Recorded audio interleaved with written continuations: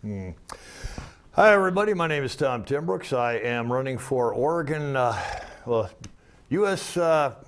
Representative, Congress for the United States House of Representatives, Oregon's District 6. I'm going to go ahead and run for that. And my whole thing about that is jobs. I want to produce jobs for Oregon. I want to work with the Oregon government, the Oregon state, all the people in Oregon. I want to produce jobs, thousands and thousands of jobs. I've looked over, I've done research. I know I can create thousands of jobs for Oregon. And what makes me certain about that, I am a manufacturing engineer. I have a certification through the Society for Manufacturing Engineers. I've been working as a manufacturing engineer for decades, since 1997. Okay. So I've been working as a manufacturing engineer for quite some time.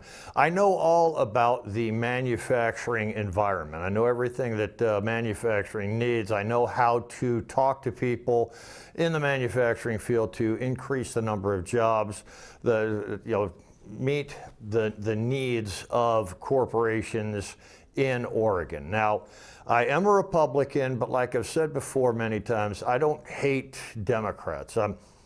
I support the Trump agenda. I support the things that Trump is doing, but I also support what some Democrats believe. I like to think that most Democrats are reasonable, rational people, and that they aren't going to go around keying Teslas or burning dealerships or anything like that. I'm kind of a middle-of-the-road Republican where I intend on working with both sides of the House. I'm not just going to support the Republican agenda. I understand Democrats have an agenda. Also, I want to work with Democrats and Republicans in the House of Representatives in the United States Congress to develop a better America and a better Oregon and a better District 6, okay? So today I would like to talk about subsidies, okay? Now, subsidies and tax incentives, tax breaks, financial incentives in general, they kind of work this way. Excuse me a minute. It's allergy season out here, and man, my allergies have been killing me. So I've got the Chloraseptic handy. I may have to just go ahead and take a squirt of this every once in a while. That works really well, and it tastes like artificial cherry. Artificial cherry, that's almost as good as real cherry. Anyway, the way financial incentives work is like this. First of all, Congress does have the power to provide financial incentives. This was determined in 1936. Let me look over a slide or two first, okay? Okay, yeah, spoiler alert, I am going to propose a 28th Amendment to the Constitution of the United States, and we're calling it the Free Market Integrity Amendment, okay? Yeah, you know what, let me get back to this. By the way, my flowery shirts are provided by the attitude I have that I really don't care what people think of me. And these suspenders, they're just an additional level of I really don't care about what people think about the way I dress. That's just, I'm 60 years old. I don't care anymore. I've lived long enough to say I don't care. So financial incentives work like this. The government sees a situation that could potentially be helped by some kind of financial investment, okay? So Congress collects the taxes, which is Article 1, Section 8 of the Constitution says that Congress can create taxes, collect money from the people, and they can use taxes for certain public goods. Now, it's in the preamble to the Constitution. These taxes are going to be used to form a more perfect union, establish justice, ensure domestic tranquility, provide for the common defense, promote the general welfare, and secure the blessings of liberty to ourselves and our posterity. So promote the general welfare. How do you promote the general welfare? Well, every once in a while, the general welfare needs some money to get along. You know, they're just like a friend. You loan him 50 bucks, he'll pay you back, he won't pay you back, whatever, but you're still friends, right? So the way financial incentives have been working since like 1936. In 1936, the Supreme Court determined that Congress has the right to use these financial incentives for purposes as long as, like I said, any function that this money has, it goes to the general welfare, all right? Now, what that means is this. You have the world's richest people, some very, very wealthy people, like the board of directors for Intel over here in Hillsboro in Oregon and Aloha. You have Intel, very, very large Intel campus, lots of Intel buildings. They make a lot of microprocessors, they make a lot of electronic stuff. And so the people of Intel, the board of directors of Intel, they're some of the richest people in the world, some of the richest people in America anyway. They have all the stock, sometimes 10,000, 50,000, 100,000 shares of stock. The way they stay rich is by increasing their shareholder value. Okay, so they can buy and sell their own stock periodically. They just have to keep 10,000 shares. So let's say a shareholder, one of the people on the board of directors owns, I don't know, 5 million shares of stock. When the stock goes down, or when the stock goes up, they can sell 2 million shares. And then, they'll sell 2 million shares when it goes up. When it comes down, they'll buy the shares back. And let's say the difference is $3, then they've sold 2 million shares, they get $6 million. So this is how they make money, by buying and sharing their own stock, okay? And this is a great way for them to do that. So what the government does, the government comes up to the board of directors and says, look, you've got a very big company. We want your company to do business here, and we want your company to stay open so that your company provides jobs for the people in our area. So what we're going to do is we're going to give your company enough money so that your shareholder value can go up, let's say, $2 a share. Okay? So what the board of directors will do is say, all right, if you can make our shares of stock go up $2 a share, then yeah, we'll stay in business here, because like I said, if you sell 2 million shares of your stock at the right time and then buy it back, let's say because the government gives the company a whole bunch of money, it goes up 2 million shares, $2 a share, you've made $4 million. So basically, the government is going to give $4 million to everybody on the board of directors so that they will do what the government wants them to do. Now, that money that the board of directors gets comes directly out of you, the taxpayer. The tax-paying citizen will take their money, give it to the government, and the government gives that money to the richest people in the world so that they will keep their companies open someplace here, there, wherever, okay? So it is literally robbing from the poor to give to the rich. Okay, so these subsidies are not good things, they are necessary things. Okay, sometimes, like I said, around 1936, this is when the Supreme Court said it was okay to start doing this. That was around the time of the Depression and when we were recovering from the Depression and everything. So, allergies. So at the time, the United States Congress was literally, they were doing something that had never been done before. I mean, no government have ever considered financial incentives to corporations in order to keep businesses going and so forth. And so they went ahead and started doing this. They provided financial incentives to corporations to start doing this. And it had an effect on the overall economy.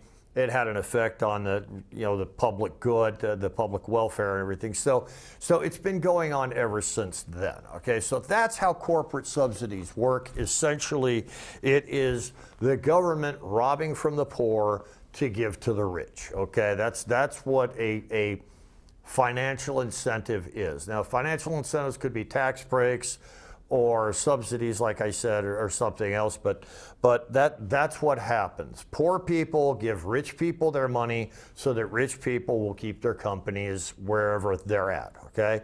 And this is one of the reasons I don't really like subsidies, because essentially you're paying a corporation to do something that it wouldn't normally do.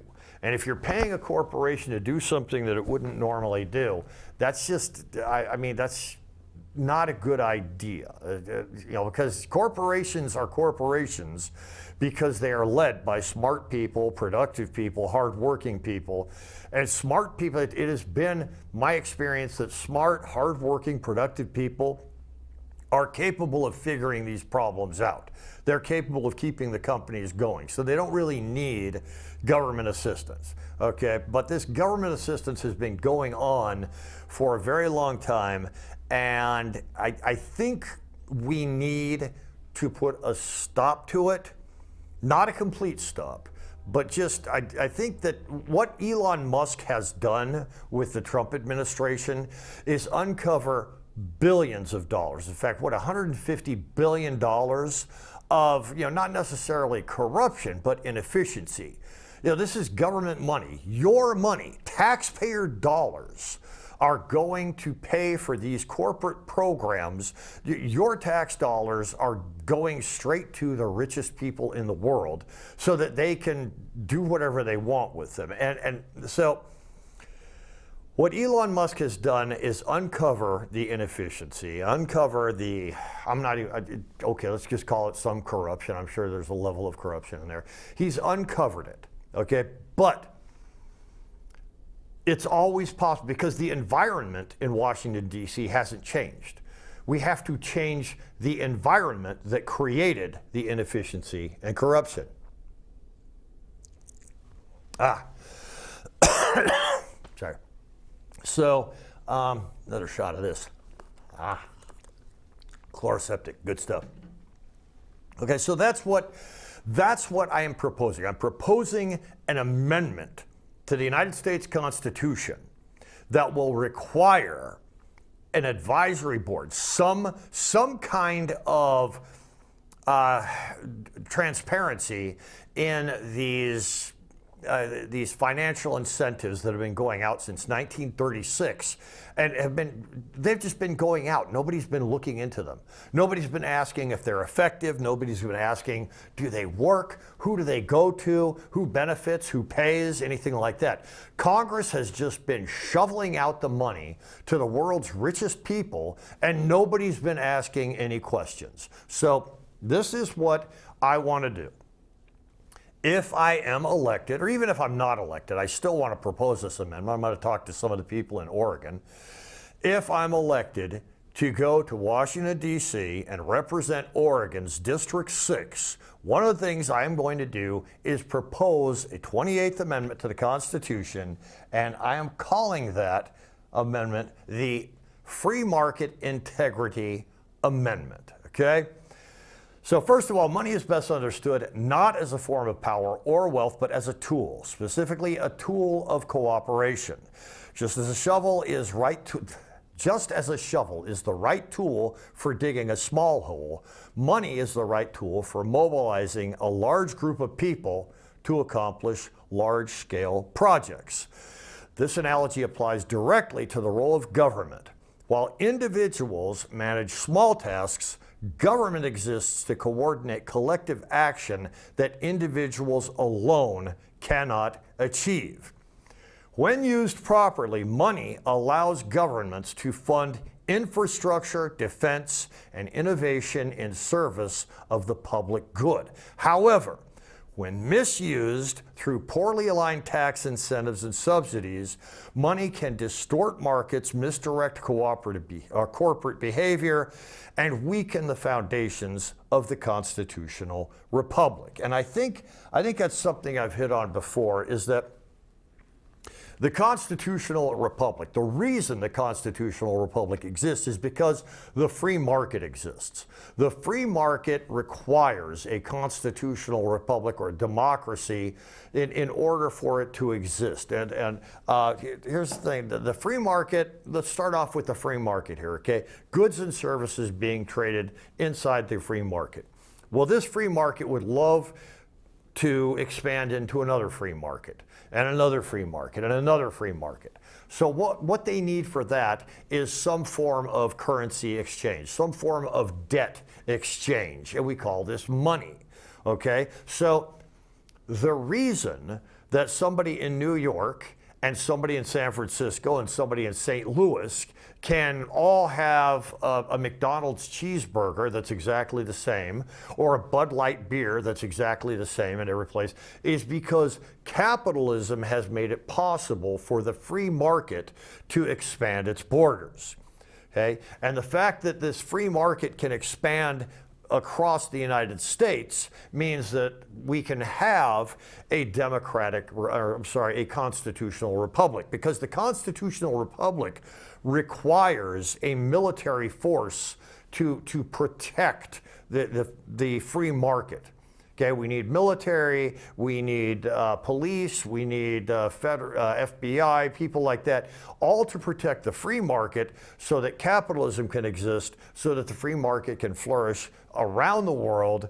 So the constitutional republic that we have is dependent on the free market, because the free market is how we can afford a military to exist, okay? So where does the government get the authority? And this is what I was talking about before. The authority of Congress to provide financial incentives such as subsidies, tax breaks, or grants is firmly rooted in the Constitution.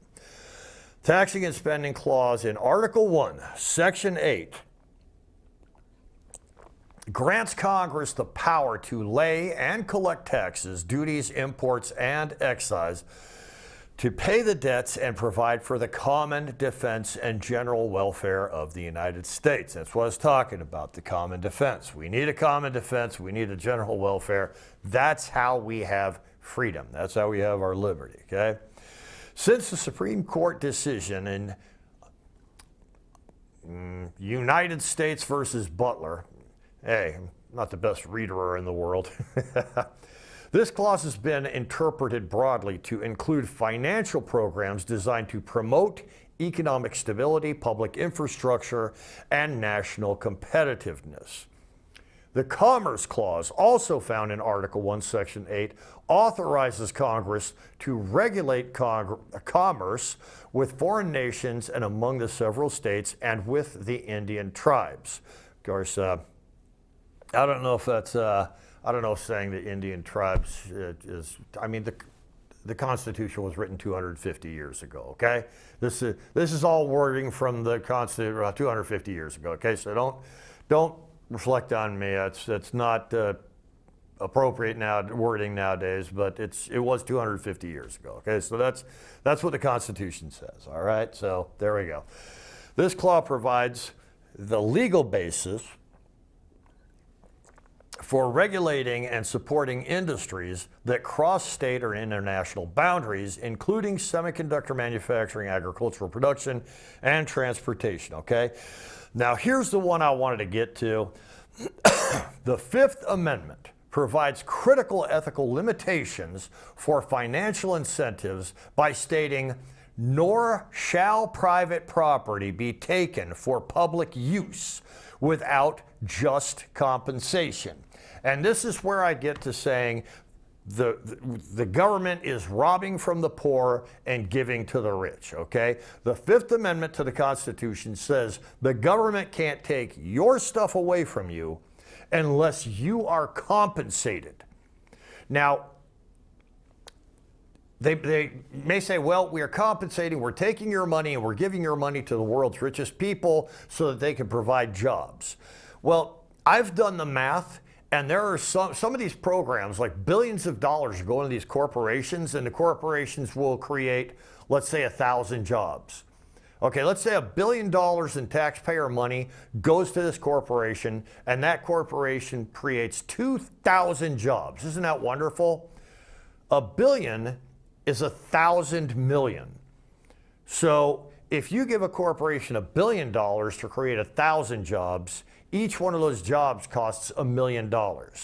And I'm fairly certain that those individuals are not making $1 million a year each. Okay, they're probably making $50,000 a year each in these jobs, and that means that the corporation is getting $950,000 to provide one $50,000 a year job. Well, if they create 2,000 jobs, you know, I mean, do the math, that's $500,000 a job. So really, the people are kind of getting screwed.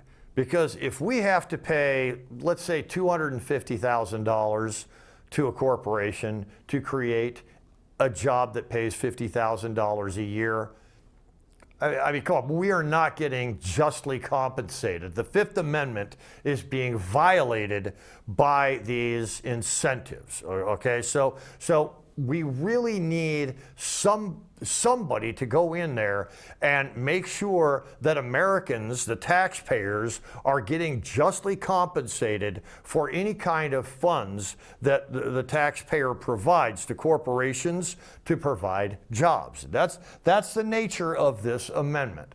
So this principle can be extended to the public funds which represent the shared property of taxpayers. Therefore, when public funds are used to provide financial incentives to corporations, the taxpayers, who are the owners of those funds, are constitutionally entitled to just compensation. In practical terms, this thing fell off, sorry about that. Let's do this. There we go. In practical terms, this means financial incentives must deliver value back to the public in the form of better jobs, affordable goods, improved infrastructure, or technological innovation. If they don't, then the transaction effectively becomes an unjust taking of public resources for private gain, which, like I was saying, is robbing from the poor to give to the rich, okay? And we don't like that. That's against the Fifth Amendment. But what's going to stop Congress from doing that? Nothing. I mean, I can't go up to Congress and say, Congress, that doesn't seem like a good deal. Because, I mean, Congress is just going to be like, oh, okay, do something about it. Well, I'm doing something about it. I am running for the House of Representatives, Oregon District 6.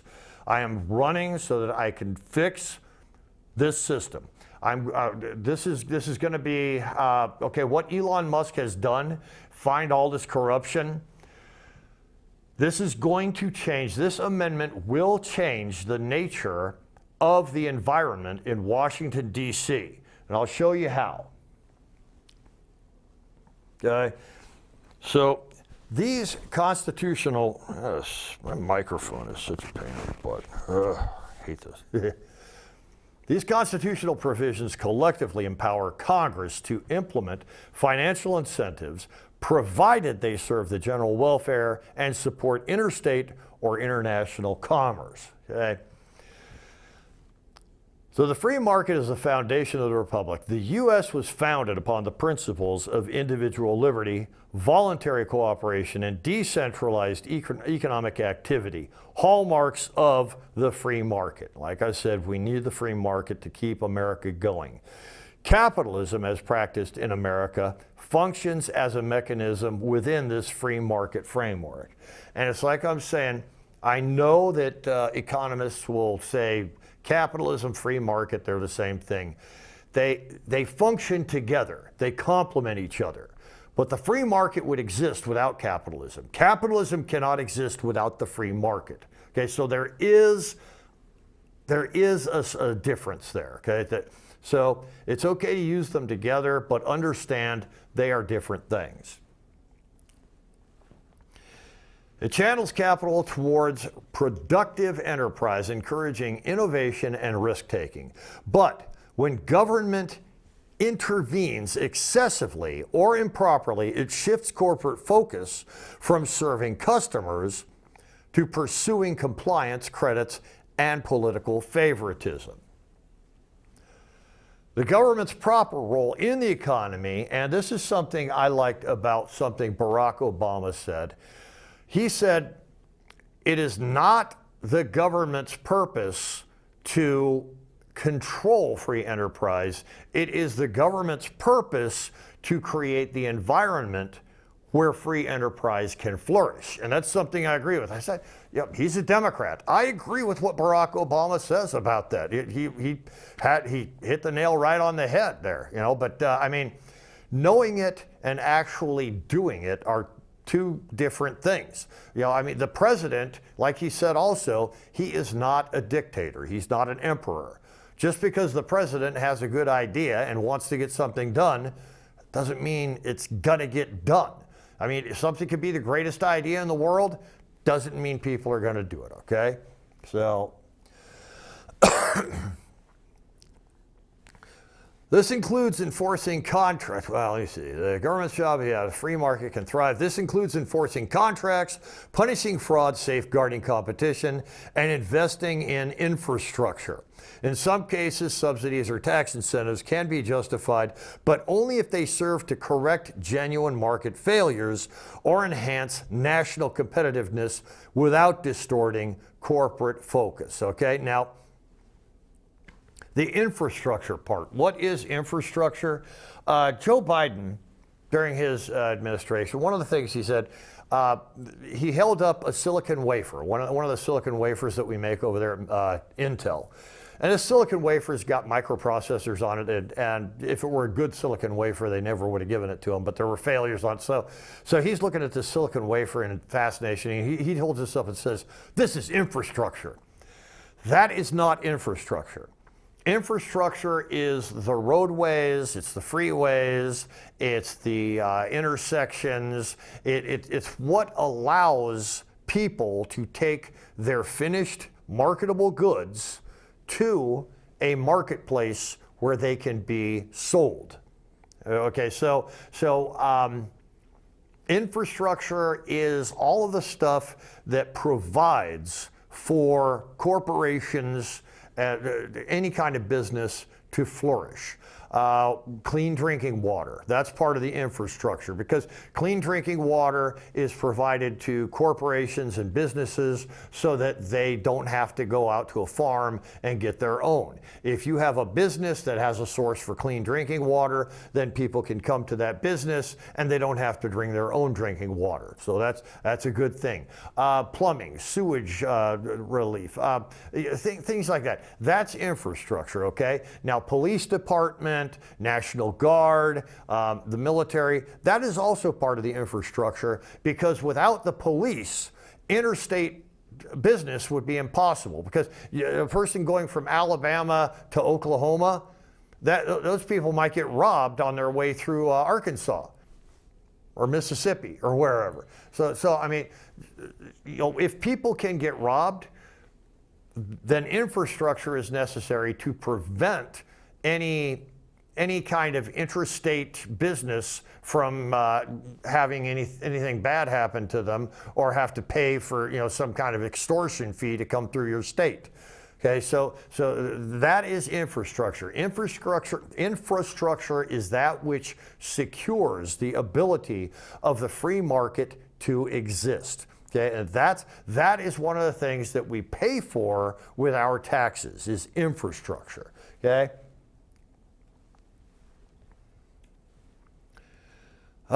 Okay, successful incentives. So something I want to talk about here. Now, I said I don't like financial incentives, and I don't like financial incentives because it's robbing from the poor to give to the rich, and it should only be done when absolutely necessary. So there are some successful financial incentives. These things have worked. They have a higher return on investment than they cost. Over here in Oregon, marijuana farming was legalized. And apparently, Oregon, same thing in Colorado. Apparently, Oregon and Colorado made enough money off the sale of marijuana that they no longer have to have a sales tax on groceries or whatever, which is pretty awesome. I mean, that's pretty amazing. So legalizing marijuana, controlling the growth, this effort by the government to provide safe, legal, good marijuana to people who want to use it, that was a good incentive. That's a good thing that the government did there, okay? So there are good incentives, there are bad. There are effective and non-effective. I want to go over some of them right now. So successful incentives. What do they do? Well, they're going to align with core business competencies like tech or manufacturing. For example, for this, the research and experimentation tax credit, R&D tax credit, has long supported innovation in biotechnology and software by encouraging companies like Intel and 3M to reinvest in the productive product development. That's a good one. They promote long-term investment and sustainable innovation. The clean energy subsidies under the Inflation Reduction Act have contributed to long-term investments in solar and battery technology, and this helps with American energy independence. They improve competitiveness in a global scale. Ireland did a low corporate tax policy, successfully attracted major U.S. tech firms, because I know Intel went to Ireland, helping them grow while also stimulating Ireland's global competitiveness. And this is a good thing that Ireland did. So low corporate tax policy, that's a good thing. They are time limited and performance based. The new markets tax credit program included built-in sunset provisions and reporting requirements to ensure community development outcomes are achieved. Like I said, I'm sorry about that. I'm not the best reader, but well, the words are there. So they also complement forces rather than override them. Now, complement broadband infrastructure grants in underserved areas, supplement private capital investment rather than replace it, expanding service without distorting prices. Okay, so those are some of the things, some of the very successful incentives. So incentives aren't always bad, they're not always good. The idea is to keep the good and get rid of the bad. How are we going to get rid of the bad incentives? That's what I'm coming up on, okay? Coming up on that. Unsuccessful incentives. Okay, they encourage short-term behavior with no lasting benefit. The Hire Act offered temporary payroll tax breaks that led to short-lived hiring without sustained job growth, okay? They distort hiring or investment decisions based on political or demographic criteria. Demographic-based hiring credits, such as those tied to politically motivated definitions, have sometimes led to superficial compliance rather than true workforce development. This is when the mega rich companies just do what the government tells them to do. They collect the government money and then they stop doing what the government tells them to do as soon as there's no money in it for them. So that whatever they get hired, they're just going to get laid off afterwards. They favor large corporations at the expense of the smaller competitors. Amazon's headquarter 2 subsidies were billions, created backlash due to the uneven playing field it created for smaller local businesses. And this is something I said before about AOC and how she saw that putting the Amazon thing over there in New York City was not going to benefit anybody in New York City. So she said, no, we don't want it. And so, that was a good decision on her part. That particular incentive wasn't going to fulfill the Fifth Amendment part of it. So, yeah, don't put it in there. So, that's one of the things, a bad incentive. Okay, they favor large corporations. They lack transparency, performance metrics, or sunset clauses. And a sunset clause, for those of you wondering, of course, that is at the end of the day, we use the tax credit, now let's stop using it. You know, we're going to start using it here, and the sunset, when the sun sets on the tax credit, stop using it. There are tax credits and incentives that have been around since the 1930s, 1940s, 1950s, and nobody wants to get rid of them. And the reason nobody wants to get rid of them is because there are a lot of politicians out there whose jobs in politics depend on keeping those incentives coming. So, yeah, I mean, what's the politician going to do? If the politician says, no, we can't keep these incentives going, boom, they're just going to vote in a politician that will keep the incentives going. And this is one of the things that Elon Musk was working to uncover and figure out how we can fix the situation. Okay, so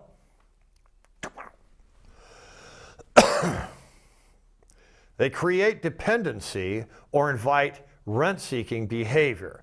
And repetitive farm subsidies for non-competitive crops have encouraged overproduction and discouraged innovation in agriculture. And this is one of those things that's been around for a very long time, and farmers just, they cannot get along without these incentives. That's just, it's a tragedy. It really is a tragedy.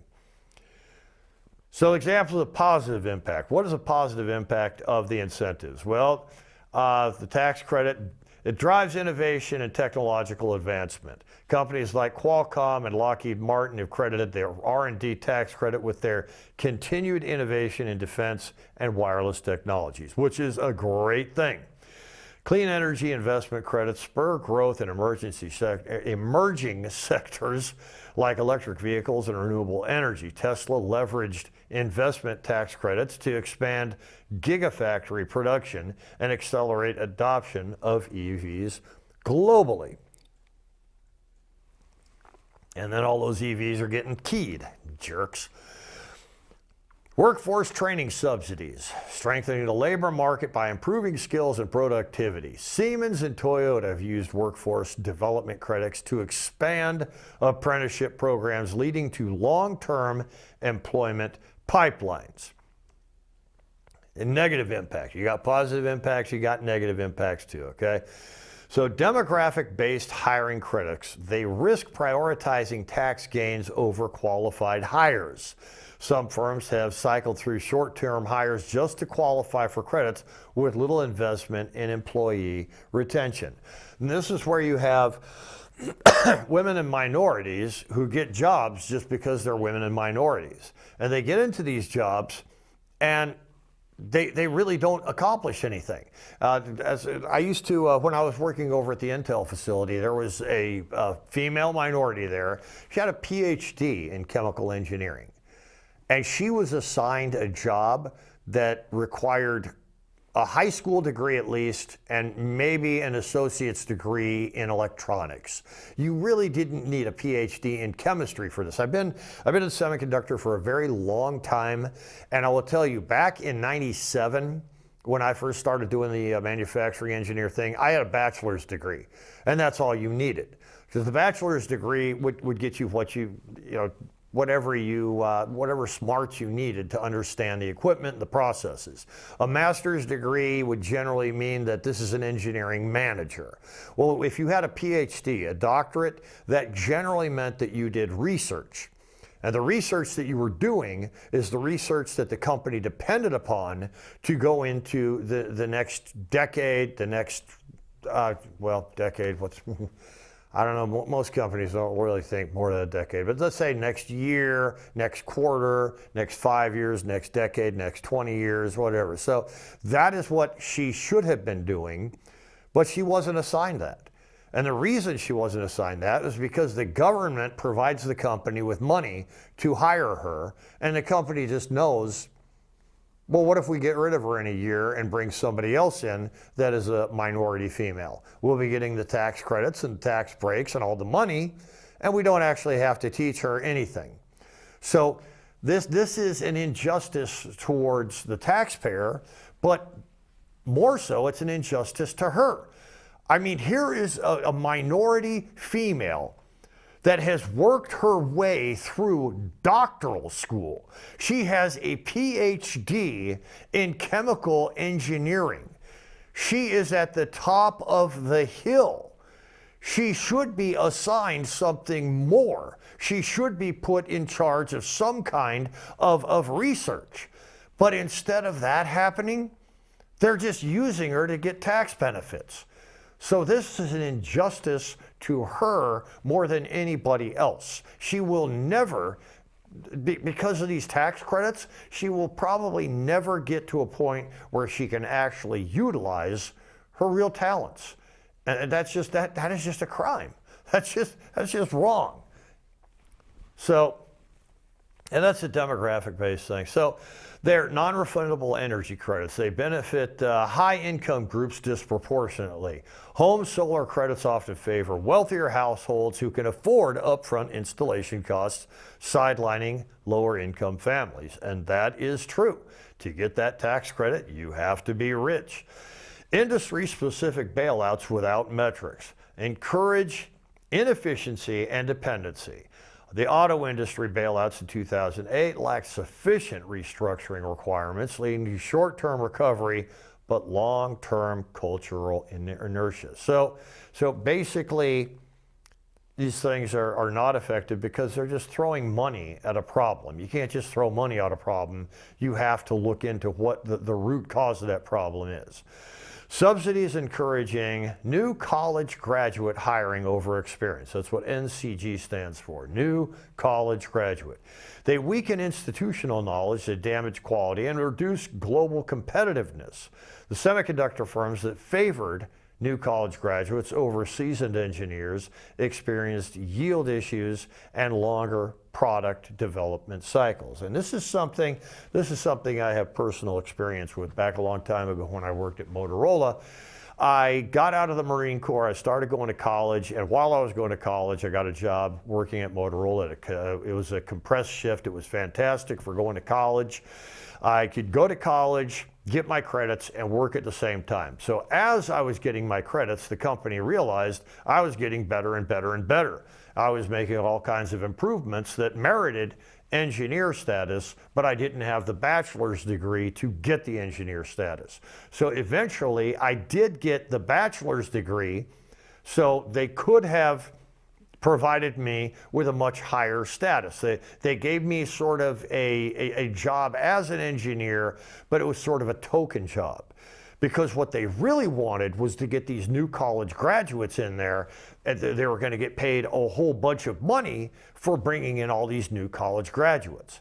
Now, I was a person with many years of experience and the education, but I wasn't considered for these positions because the company was getting paid not to put me into these positions. The company was getting paid to provide these positions to new college graduates, people who had no experience at all. So Motorola eventually, they just spun off into Freescale. They went from like 3rd place down to 20th place and then eventually merged with another company. They were a world-class leader in technology. In fact, the Voyager spacecraft, the 2 Voyager spacecraft, the communication systems for the Voyager spacecraft were made by Motorola. And those things are still sending messages back to Earth. That's what Motorola could do at one time. And now they barely even exist. They're basically what Motorola does. If you own something that says Motorola, what Motorola has done is they've said, okay, we're going to take this, we're going to put our stamp on it, and we're going to sell it as a Motorola product. Somebody else built it, Motorola is distributing it. So that's why you could still get Motorola merchandise. It's just, it wasn't manufactured actually by Motorola, okay? So anyway, weaken institutional knowledge, damage quality, reduce global competitiveness, semiconductors firms. Oh yeah, that's what I just said, isn't it? Okay, I'm 60 years old, so I'm gonna make a couple mistakes. The political and structural barriers to ending harmful incentives Okay, so despite clear evidence that certain financial incentives, such as poorly structured subsidies or tax breaks, may do more harm than good, many of these programs persist for years or even decades. Understanding why this happens is essential to grasping the need for lasting reform. The following are 5 primary reasons unsuccessful incentives with negative long-term impacts often remain in place. Political self-preservation, and this is what I was talking about before. Politicians fear the electoral backlash of removing a benefit, even one that harms the economy in the long term. Constituents who benefit directly from a subsidy, even artificially, may vote based on short-term gain rather than long-term consequences. In many cases, cutting a subsidy can become political suicide. Special interests and lobbying. Powerful lobbying groups representing industries or corporations that benefit from subsidies often exert enormous influence over elected officials. These groups fund campaigns, draft legislation, and shape media narratives to protect their advantages, regardless of economic harm to the general public. Voter confusion and lack of transparency. Many subsidies are buried in complex legislation or hidden in tax code provisions. The average voter often doesn't realize how specific incentives are distorting markets or increasing deficits. Without public pressure or understanding, there's little incentive for politicians to act. Government inertia and bureaucratic momentum. Once a program is established, entire bureaucracies can form around administering it. These agencies then fight to maintain funding to justify their existence, even if the program's economic value has been discredited. This is sometimes referred to as institutional momentum. Short-term economic optics. A subsidy may provide short-term boosts in employment, investment, or GDP figures, even if it creates dependency or inefficiency in the long run. Politicians are often focused on results within a 2 or 4 year election cycle and may value short-term optics over long-term market health. Now, these persistent barriers highlight the structural and political challenges that make legislative reform alone insufficient. Without a constitutional standard to guide and constrain how public funds are used, harmful incentives are likely to continue regardless of economic outcomes. To protect taxpayers and preserve the integrity of the free market system, structural reform must be elevated to the highest legal authority, the Constitution itself. So, a constitutional amendment for economic integrity, that is what I am proposing. The most valuable right in a constitutional republic is the right to vote. However, because human beings are emotional creatures who think logically, many voters are swayed by immediate benefits and campaign promises, even if those promises involve subsidies or incentives that harm the free market in the long term. Politicians, in turn, are incentivized to propose financial incentives that provide short-term gains to win elections, regardless of whether these incentives are economically sound. To preserve the integrity of the free market and protect the republic from the long-term damage caused by politically motivated subsidies, a new amendment to the U.S. Constitution is being proposed by me. To support the truly free and competitive market economy, the U.S. government should make these policy recommendations, encourage broad-based, performance-linked tax incentives that reward innovation, infrastructure, and workforce development. They refrain from subsidies that favor politically motivated behavior or demographic quotas. They require transparency, measurable outcomes, and sunset clauses for all incentives. They focus on empowering individuals and corporations to succeed in a competitive marketplace rather than manipulate it. They redesign hiring-related incentives to reward companies for developing talent internally through mentorship and retaining experienced professionals. And they support the passage of constitutional amendment. Support the passage of a constitutional amendment to limit financial incentives to only those with proven benefit to the republic.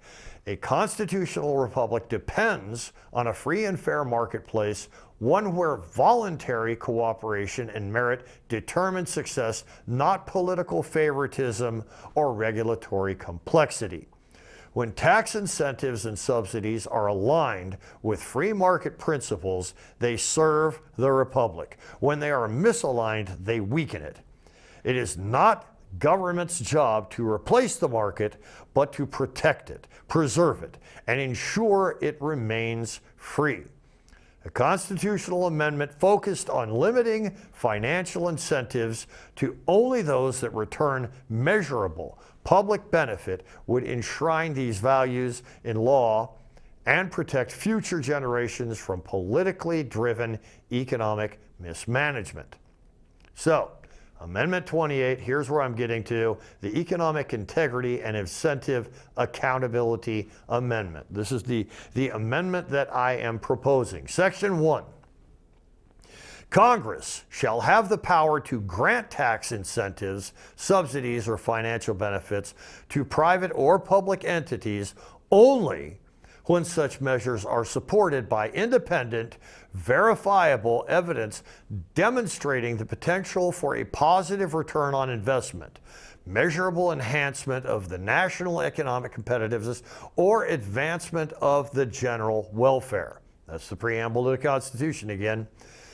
Any tax incentive, subsidy, or financial benefit enacted under Section 1 shall be limited in duration to a period not exceeding 2 years from the date of enactment, after which time an independent, nonpartisan Board of Economic Examination shall be established by the executive branch for the purpose of evaluating the effectiveness of such incentives. And it has to be the executive branch because you don't want Congress examining Congress. You need the executive branch examining Congress because the executive branch is in charge of enforcing the laws. The board shall consist of no fewer than 9 members. That number is, we can go up or down on that, with expertise in economics, finance, public policy, and free market theory, none of whom may hold elected office or be employed by a political party. The board shall, upon the conclusion of each incentive's initial term, issue a public report evaluating the program's performance based on measurable economic indicators. These shall include, but not be limited to, job creation, energy production, and affordability, including the electricity, fuel for private, public, corporate use, improvements to infrastructure, including roadways, access to clean water and law enforcement, food supply security, including access to safe and affordable food, and the adequacy of military care for both active duty personnel and veterans. Let me see, did I read that first part? Shall include but not be limited to job creation, energy production, and affordability, including electricity and fuel for private, public, and corporate use. Okay, there we go. That's what it's used. That's Section 3 of it. The findings of the board, including any determinations of success or failure of financial incentives enacted under this article, shall be publicly disclosed and included in the President's annual State of the Union address pursuant to Article 2, Section 3 of the Constitution. Okay. Article 2 of the Constitution is everything that has to do with the executive branch. Section 3 of Article 2 of the Constitution states that the President of the United States is required to give a State of the Union address. Okay, so when the President comes on TV and keeps you from watching your favorite television show to give his State of the Union address, that's not just him being a dick. That's actually part of the Constitution. That is one of his constitutional responsibilities, is to give the State of the Union address, okay? So there's that.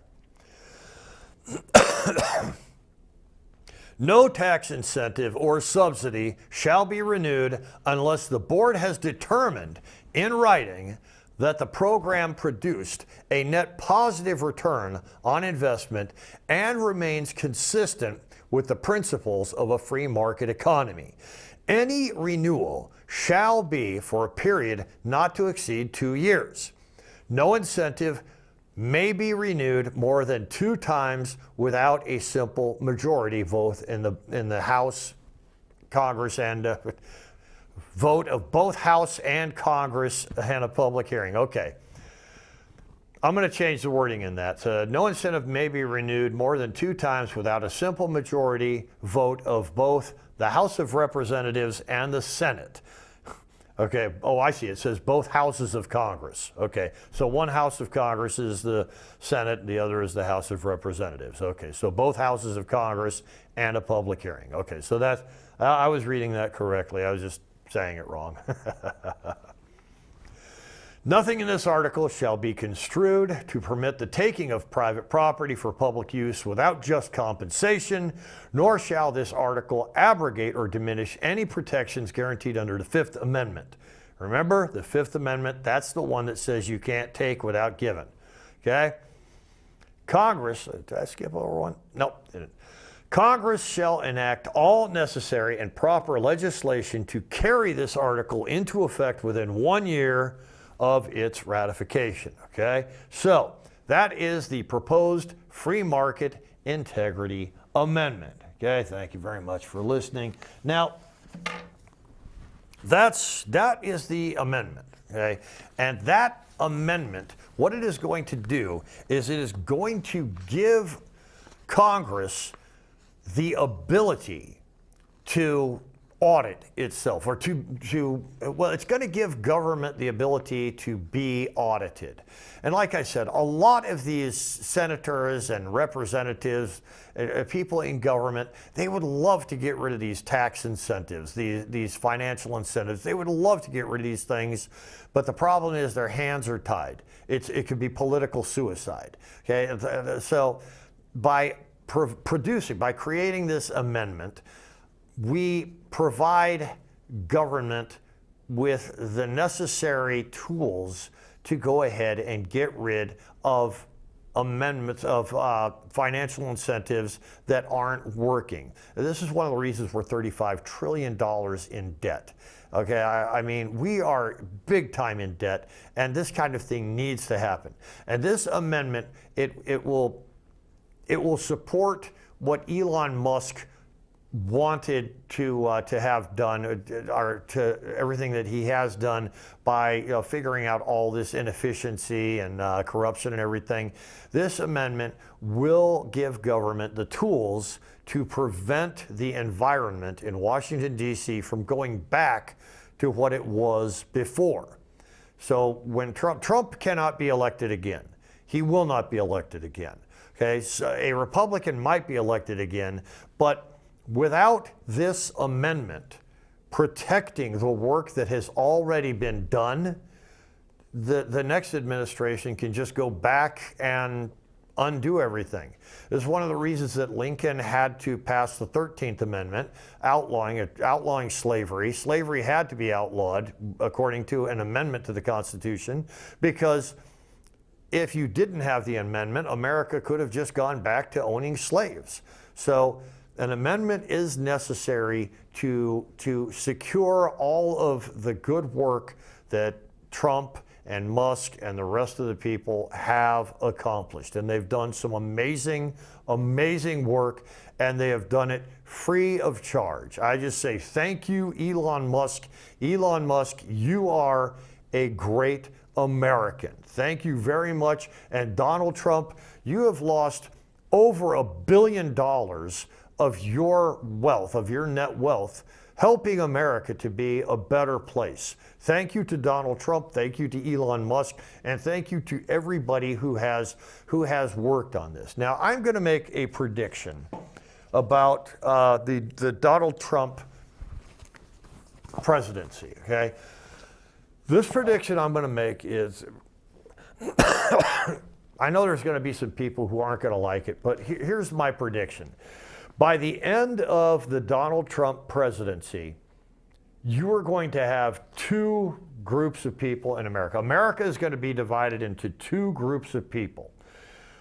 One group of people is going to be the people who always supported Donald Trump, and the other group is going to be the people who came around to support Donald Trump. Because eventually, everybody in America will support Donald Trump because the work he is doing is amazing. The work that his administration is doing is phenomenal. And for all these people who talk about Donald Trump being, 34 criminal indictments, 34 felonies, like that, okay, something I find very interesting about that is let me see, Letitia James, the Attorney General of New York.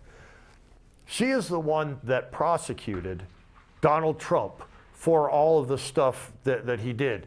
And one of the things she accused him of is something that she may be indicted for. And that is some kind of fraud where she claimed her residence in Virginia as her primary residence so she could get some kind of higher status when purchasing some property somewhere. And another thing is she claimed her father as her husband so that she could get, so I mean, this is fraud. This is big time fraud. Now, I know that Donald Trump didn't commit fraud on that level. I mean, he probably did a couple of things wrong, and I know that, well, if he had done anything really major and severe, he would have been put in jail. He was pardoned for everything. That the judges that saw it, they said, yeah, you're guilty of this stuff, but I mean, you know, come on, it's nothing. These are stupid little things. They're minor offenses. We can't put you in jail for this, okay? So Letitia James is being prosecuted for something that may put her in jail. I mean, this is some major league fraud. So I mean, this is, you know, so this is the pot telling the kettle, hey, you're black. So it's you know, it's a bad thing. So another thing, the guy from El Salvador, okay, I forget his name. The person who lived in Maryland and he was deported to El Salvador, and everybody's in an uproar saying, well, he was deported to Salvador illegally. There's no proof that he committed any crime in America and all this stuff. He was found to be a member of, what is it, MS-13, MS-3, something like that. Yeah, he was found to be a member of that gang. Okay, now when you're in a gang, you may not actually commit a crime. But most of the members of any gang don't commit crimes. They facilitate crimes. They facilitate criminal behavior. So if you need somebody to provide your cousin with a place to stay for a couple of nights, just, you know, your cousin robs a bank, sells a bunch of drugs, does something like that, kills somebody, and your cousin needs a place to stay, this guy would provide a place to stay. That kind of thing. Facilitation of criminal behavior. That's what a lot of gang members do. They don't actually go out and kill anybody, but if somebody in the gang does kill somebody, they're going to give them a place to stay so that they can lay low for, you know, until as long as it takes. So that's why he was deported to El Salvador. Plus, he's a citizen of El Salvador that was actually in the United States illegally. Now, true, he was married to an American citizen, but being married to an American citizen does not necessarily make you an American citizen. What it does do is it says, okay, if you and this person have a child together, your child is, according to the Constitution, I believe it's the 14th Amendment, a citizen of the United States. You could still be deported. Okay, if you are found to be an enemy of the United States of America, you can still be deported. Okay, so I know this for a fact because a long time ago when I was in the Marine Corps, you had people, these Marines, they would marry a citizen of like the Philippines or Japan or something like that and bring her back. And there was always some hassle about getting citizenship for this other person because one reason or another. But yeah, so I do know about this from experience. But anyways. So like I said, by the end of Trump's administration, there will be two camps in America. The first camp will be the people who always supported Donald Trump, and the second camp will be the people who came around to eventually support Donald Trump. I always have trouble with this microphone. I should wear it differently. I don't know. But anyways, so that's pretty much all I've got for you guys. Once again, my name is Tom Timbrooks. I am planning on running in 2026. Now it's 2025, so the election's over a year away. But I am a Republican. Well, I've made it almost all the way through. I am a Republican, and District 6 in Oregon is very, very Democrat. So I've got a pretty big job ahead of me trying to convince not just the Republicans, but the Democrats in the area to vote for a Republican. And if I don't get elected, I just hope some of my ideas make it onto the House floor so that we can make America a better place. But anyways, so Tom Timbrooks, Oregon's District 6, United States House of Representatives in Washington, D.C. That is the office that I am seeking. So thank you very much for watching, and I appreciate it. Take care and have a good day. Hope the allergies don't kill you as much as they've been killing me.